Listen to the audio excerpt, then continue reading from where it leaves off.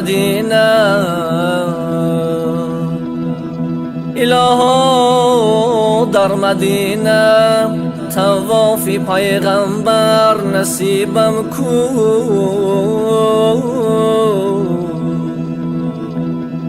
به درگاهی مولایی حبیبی خود قرینم کن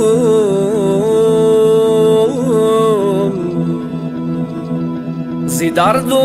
رنج و غم پیوسته دایم زار می نالم دوای دردی من از یک نگاهیم طبیبم کن دوای دردی من از یک نگاهی طبیبم کن که در دنیا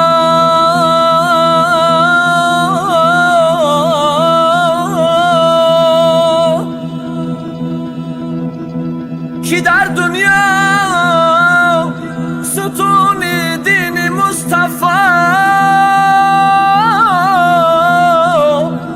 بود جاوید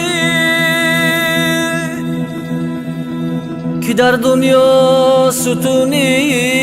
دین مصطفی بود جاوید سری من خاکی راهی مشرف حبیبم کن منم یک بنده عاجز به درگاهی تو می نالم منم یک بنده عاجز سراپا من گناهکارم حبیبی من طبیبی من مرا از غم رهایم کن حبیبی من طبیبی من مرا از غم رهایم کن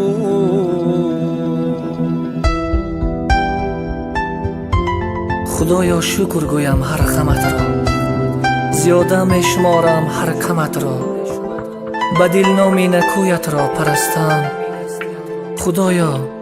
جشن گیرم هر دمت را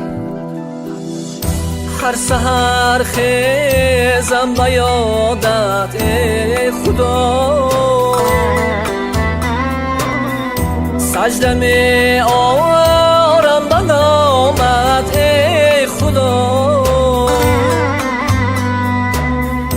از نمازی بامداد تا خوبتر شکری عصرت شکری شامت ای خدا شکری نعمتت افزون کنم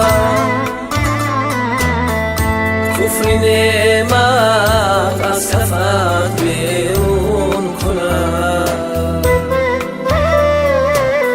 شکری نعمتت افزون کنم کفری نعمت از کفت بیرون کنم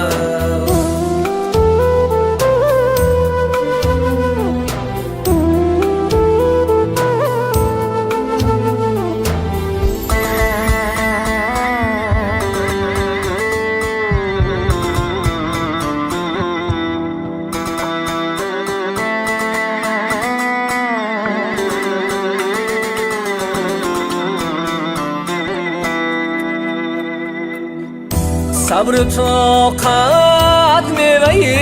ایمان بود ذکری و در آیت قرآن بود هر کی بر خود صبر دارد بی غلط بنده آزاده رحمان بود شکر نعمتت افزون کنم کفر نعمت از کفت بیرون کنم شکر نعمتت افزون کنم کفر نعمت از کفت بیرون کنم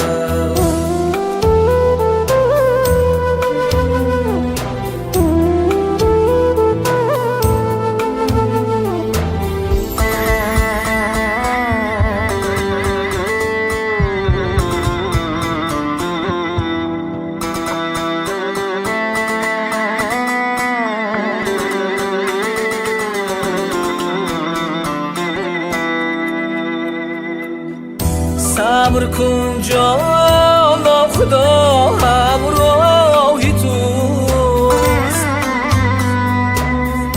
ورنه در قلبی تو شیطان بود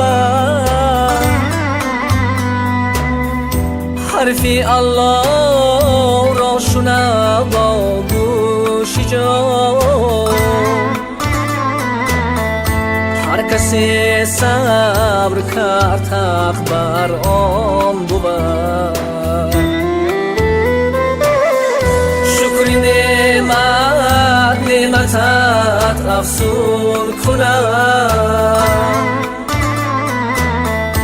کفر نعمت از کفت بیرون کنم شکر نعمتت افزون کنم